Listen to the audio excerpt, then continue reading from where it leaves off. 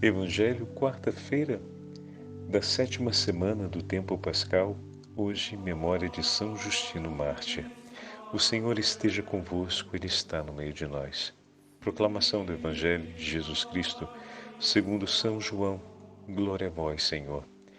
Naquele tempo Jesus ergueu os olhos ao céu e disse: Pai Santo, guarda-os em teu nome, o nome que me deste, para que eles sejam um, assim como nós somos um. Quando eu estava com eles, guardava-os em meu nome, o nome que me deste. Eu guardei-os, e nenhum deles se perdeu, a não ser o filho da perdição, para se cumprir a Escritura. Agora eu vou para junto de ti, e digo estas coisas estando ainda no mundo, para que eles tenham em si a minha alegria plenamente realizada. Eu lhes dei a tua palavra, mas o mundo os rejeitou, porque não são do mundo, como eu não sou do mundo. Não te peço que os tires do mundo, mas que os guardes do maligno. Eles não são do mundo, como eu não sou do mundo. Consagra-os na verdade. A tua palavra é a verdade. Como tu me enviastes ao mundo, assim também eu os enviei ao mundo. Eu me consagro por eles, a fim de que eles também sejam consagrados na verdade. Palavra da salvação. Glória a vós, Senhor. Quarta-feira da 7ª semana do tempo pascal, hoje memória de São Justino Mártir, em nome do Pai, do Filho e do Espírito Santo. Amém. Queridos irmãos e irmãs, a Santa Liturgia hoje nos entrega essa bela página do 17º capítulo do Evangelho de João. Estamos dentro da oração sacerdotal de Nosso Senhor Jesus Cristo. A súplica de Nosso Senhor por seus discípulos, a súplica do Senhor por cada um de nós. Estamos no mundo, mas não somos do mundo. Ao mesmo tempo, a nossa presença no mundo é presença de Cristo. Assim como Ele se consagrou ao Pai, também nós nos consagramos por Ele. E hoje temos essas duas memórias. Mas, padre, o senhor falou de uma só, falou de São Justino. São Justino Mártir, aos 30 anos, conheceu a fé cristã em um encontro importante que revolucionou a sua vida. Depois de todos os estudos e toda a formação filosófica que teve, porque recebeu de seus pais e de sua família a graça de ter, nos primeiros séculos, estamos ali, ele nasceu no ano 103, então estamos mais ou menos no ano 133, quando São Justino faz a sua experiência de vida cristã e faz a sua grande passagem, a sua grande conversão. E foi através de um homem sábio que lhe ajudou a compreender que a verdade que ele buscava através do conhecimento filosófico se encontrava revelada em Nosso Senhor Jesus Cristo. Daquele momento em diante, Justino orientou sua vida com tanta força e determinação na busca de Nosso Senhor, no conhecimento das coisas do Senhor, no conhecimento daquilo que vinha dos apóstolos, porque nesse momento a comunidade já é formada por aqueles que são os primeiros sucessores dos apóstolos. E São Justino vai ao encontro e de tal forma se lança no conhecimento da fé, que praticamente suas 3 principais obras são obras apologéticas, em defesa da fé cristã, em apresentação da fé cristã e dos ritos daquele período, para que fosse conhecido o nome de Jesus e que por meio de Cristo era revelada ao mundo a verdade. Meu irmão e minha irmã, olhem com que força e determinação a experiência de encontro com o nome do Senhor foi tão decisiva em sua vida, que podemos dizer com toda clareza que Justino não foi mais o mesmo.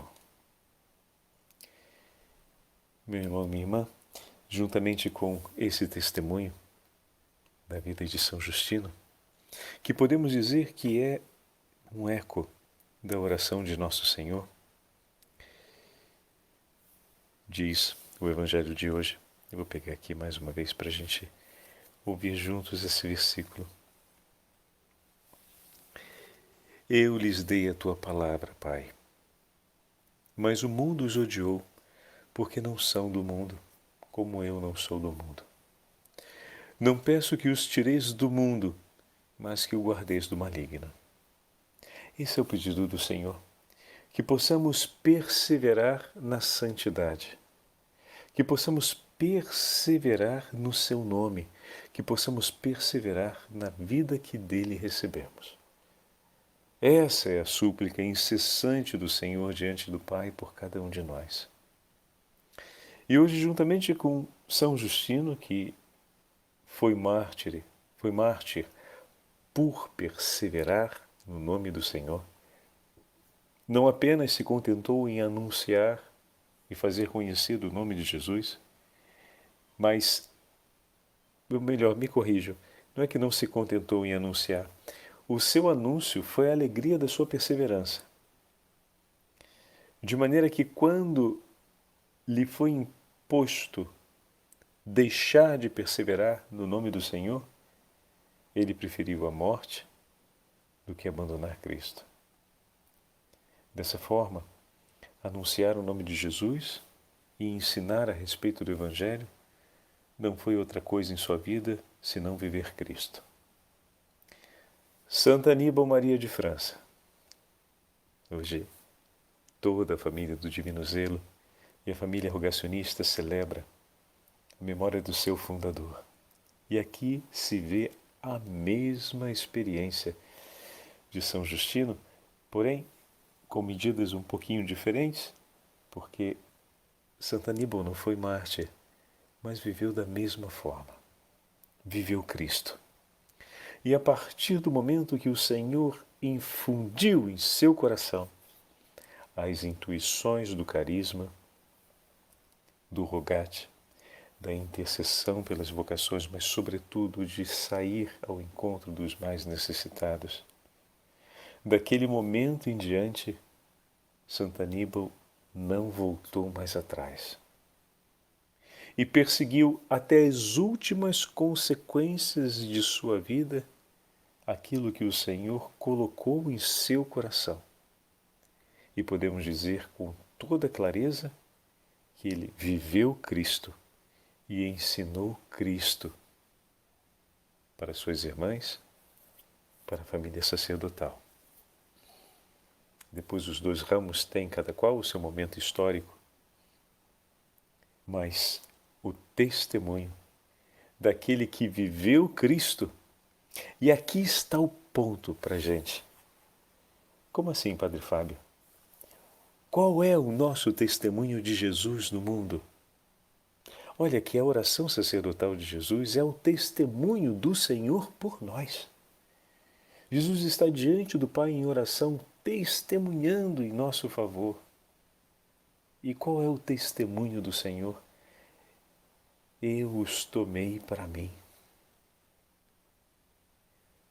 Ele entregou tudo, entregou-nos a palavra do Pai. O testemunho de Cristo é que Ele nos amou com todo o amor que havia em seu coração. Com a intensidade do amor com que Ele amava o Pai, Ele nos amou. Então podemos dizer que Jesus Cristo viveu o Pai. Nós vivemos Cristo. Como fala São Paulo, se usamos o paralelo, Cristo viveu o Pai. O que significa dizer que Ele nos entregou, o seu testemunho foi a entrega de todo o amor, com a qual Ele amava o Pai. Assim como o testemunho do discípulo, o testemunho do cristão no mundo, que é viver Cristo, não é outra coisa que entregar ao seu irmão, anunciar ao seu irmão, anunciar ao outro, ao próximo, o amor que ele vive e celebra com Jesus. E o testemunho desses dois santos hoje, Santa Aníbal Maria de França e São Justino, nos fala a respeito disso. Qual foi o ensinamento do nosso fundador? Foi exatamente viver Cristo desse modo. Tudo aquilo que o Senhor inspirou no seu coração, Ele deu a graça de não apenas conhecer, mas conhecendo, amar e amando, permanecer amando, foi o tesouro que Ele nos entregou. Tudo aquilo que foi amado pelo nosso fundador, que foi ensinado pelo nosso fundador, não é inflexível na história da congregação. É importante termos isso presente. Seja para as filhas do Divino Zelo, seja para os rogacionistas e seja para qualquer outra congregação religiosa. O carisma está na forma como o fundador vive aquilo que o Senhor inspirou no seu coração. Ali está o ponto central. Ele nos transmitiu a vida em Cristo assim, desse modo, perseguindo esses aspectos, intensificando esses aspectos da vida cristã, da experiência com o Senhor, da experiência com a Igreja, da experiência na vida dos sacramentos, e isso não pode ser flexibilizado, porque do contrário, não estaremos dentro daquilo que é essencial. Essencial porque o Senhor confirmou por meio da Igreja que essa via, essa estrada, a estrada do carisma, é uma estrada pela qual o Senhor leva à santidade seus filhos. E se Ele chamou um de seus filhos ou de suas filhas a fazer parte dessa família, é preciso que você tenha claro diante de ti uma coisa: ser santo de outro modo não é para você. Como assim, Padre Fábio? O Senhor vai te levar à santidade perfeita aí. Se Ele te chamou para ser membro dessa família religiosa, é vivendo o carisma dessa família religiosa que você vai alcançar o máximo da santidade que Deus sonhou e desejou para ti, e não em um outro lugar. É preciso ter claro, quando o Senhor me chama para a vida como sacerdote diocesano, é ali. É ali. Não é fora do sacerdócio ministerial, não vai ser em uma outra congregação religiosa, não vai ser em uma outra realidade de associação de fiéis que eu vou viver o máximo e a perfeição da santidade que Deus sonhou e desejou desde toda a eternidade para mim.